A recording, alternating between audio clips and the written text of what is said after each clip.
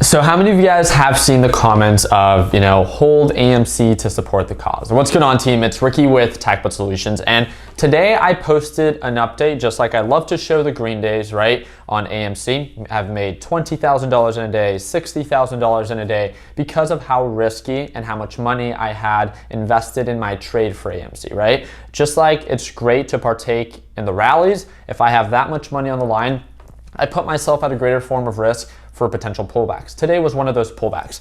AMC dropped a little bit over 13% on the day. It actually started off quite nicely. I mean, it closed yesterday at $55. If I'm not mistaken, it opened today at around $50. It hit highs of $51. And you guys could see that it hit lows of $39 a share. This is where on Instagram, if you guys don't follow me, I simply posted, hey, should I buy the dip on AMC? A lot of you guys know that I've had over 10,000 shares of AMC at one point. Again, I trade with a lot more money than the average person. Take that into consideration. That is a great form of risk, but at this point, I only had a little bit over 2,000 shares, which I get is still a lot of money. But because of this pullback, and if it began to indicate signs of an uptrend, I viewed it as a dip buy opportunity for potential day trade. As I posted this, a lot of people know that I'm day trading AMC. I'm not holding it for the cause. And this, I guess, just really triggered a lot of people. And I'm here to ask you, is it wrong for me to want to day trade something where I see there to be an opportunity to present itself? And it's simply that simple, right? What I decided to do is, because these comments were so, don't trade AMC if you're not for the cause.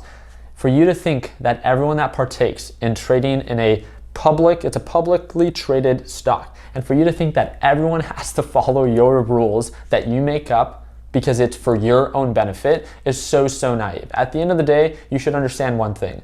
When it comes down to trading or when it comes down to investing, do what is best for your future self. That's all we've ever encouraged you to do on this channel. It's not telling you what to do, not telling you where to buy, not telling you where to sell, but your job as a trader or as an investor is simply to take advantage of the opportunities that you see value in and that you understand, and also doing your part in managing and mitigating risk. And that's exactly what I did today. So to kind of be petty, instead of just trading it with the normal shares that I do of 2,000, 2,500 that I already had, I really stepped on the gas today. When AMC pulled on back, I bought an additional 1,500 shares of AMC, which is about $60,000 at that average purchase price of $41. You guys could see that it closed at $42, but it hit highs of nearly $44, which is on average where I decided to lock in my profits. But the most fun that I had today was with my Fidelity account. I locked in profits because of this comment on my Tesla position. Not my entire position, but I locked in a couple of shares and I took those profits at the average purchase price of, I think, $6.15 of Tesla. So thankfully, I actually locked in profits really nicely on Tesla. Tesla began to pull on back. I already locked in my profits on part of my position, and I took those funds and I bought it for the first time ever on my Fidelity account. And guess what? I bought the dip. I bought 3,100 shares. It's a little bit over $139,000 of AMC. I bought it at an average purchase price of $41.50, and I rode it all the way back up to $44. I made a little bit over at the time of close, $3,400 profit within a couple of minutes, and I locked in profits. I did my part as a day trader to simply take advantage of an opportunity, like each and every single one of us should. If you want to invest for a cause, all power to you. I'm not here to convince you to do otherwise. You just have to understand the position that you're putting yourself in, right? But for you to expect everyone to do the same is so naive, and it's so narcissistic for you to think that the world revolves around you. It is our job as traders and as investors to encourage one another to do what is best for our future selves, not your future self. So if I'm investing or if I'm trading with over $100,000 and AMC pulls back to $10 a share, are you going to cover my losses? No. So how can you expect or feel like you have a position to tell me what I should do with my money? It is that simple. For the loudest people in the comment section, this is the funniest part. The loudest people in the comment sections are always the people that have the least amount of money invested in these stocks. People that have $500 invested in AMC are telling me what to do with my $300,000 position in AMC. It's like, stay in your lane, right?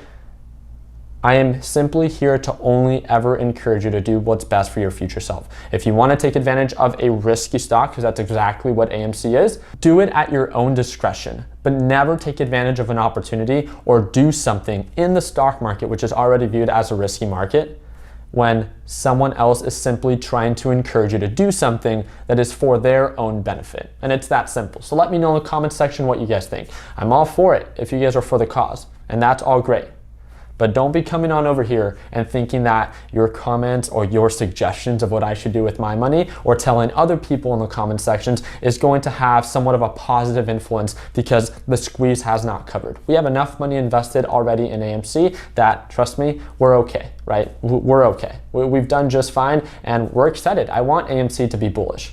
But guess what? I am never going to take advantage of an opportunity or trade to please someone else. That's just not me, and I hope that it's not you. So I hope that I earn your thumbs up in this video. I'm excited for our live trading session tomorrow to see if we can end the week on a green note. The overall NASDAQ market hit, again, overall highs of over $14,000. So that is a step in the right direction for overall tech stocks, which is most likely why you saw a lot of your tech stocks green today. So if you guys are excited for another bull market, I hope you guys can drop a thumbs up and make sure to keep a close eye on the NASDAQ market. I appreciate your guys' time. Like always, continue working hard, continue following dreams, let your passion be what drives your success. And if you guys want to stay connected, make sure to click that first link down below and join our free Facebook group. And again, if you want to join our live trading session tomorrow at Market Open, that's going to be that second link down below. Like always, let's make sure that we end the year on a green note. Take it easy, team.